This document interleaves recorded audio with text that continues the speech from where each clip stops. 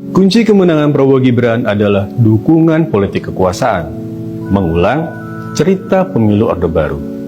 Saya Andri Arfian dan inilah Opini Tempo.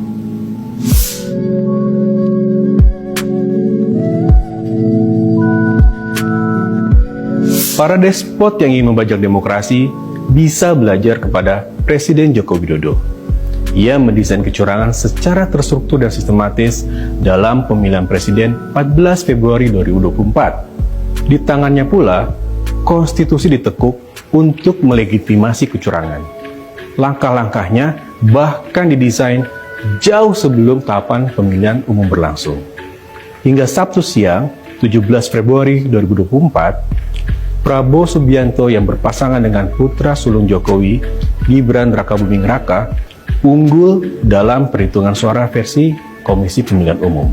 Pasangan nomor urut 2 ini memperoleh 57,48% suara, disusul Anies Baswedan Muhaimin Iskandar 24,61% dan Ganjar Pranowo Mahfud MD 17,91%. Meski perhitungan belum selesai, Prabowo Gibran hampir pasti memenangi kontestasi.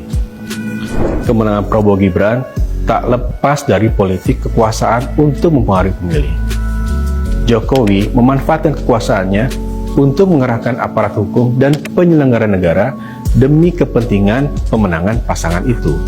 Di Jawa Tengah misalnya, seorang wali kota meminta para camat dan lurah mengerahkan dukungan untuk pasangan Prabowo Gibran.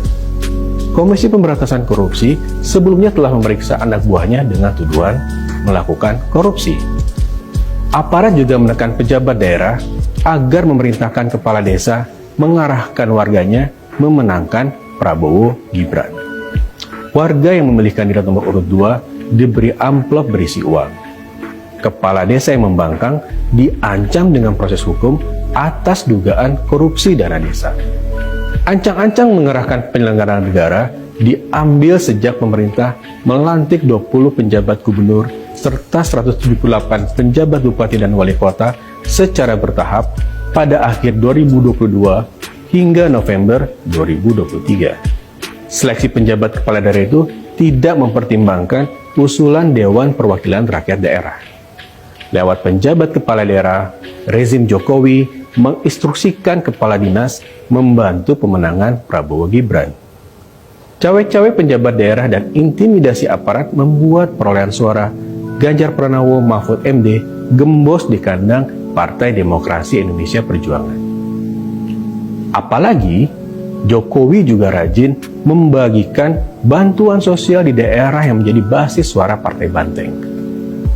Pada saat yang sama, PDIP terlambat memanaskan mesin partai yang kebanyakan lebih sibuk dengan usaha mendapatkan kursi badan legislatif.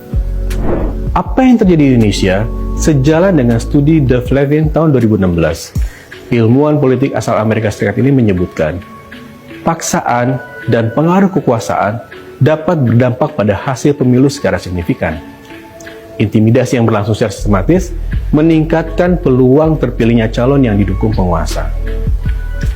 Itu sebabnya sistem pemilu yang berisi seperangkat aturan yang menentukan siapa yang dapat menjadi kandidat dan bagaimana proses pemilu dilaksanakan berperan dalam menyimbangkan politik kekuasaan. Di Indonesia, sistem pemilu diobrak-abrik untuk kepentingan penguasa.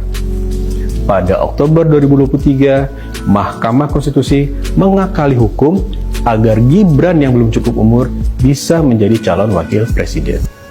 Dengan sistem yang didesain sedemikian rupa hanya untuk memenangkan kandidat yang disokong penguasa, pemilu 2024 adalah pemilu yang paling mirip dengan pemilu Orde Baru yang selalu memenangkan Soeharto.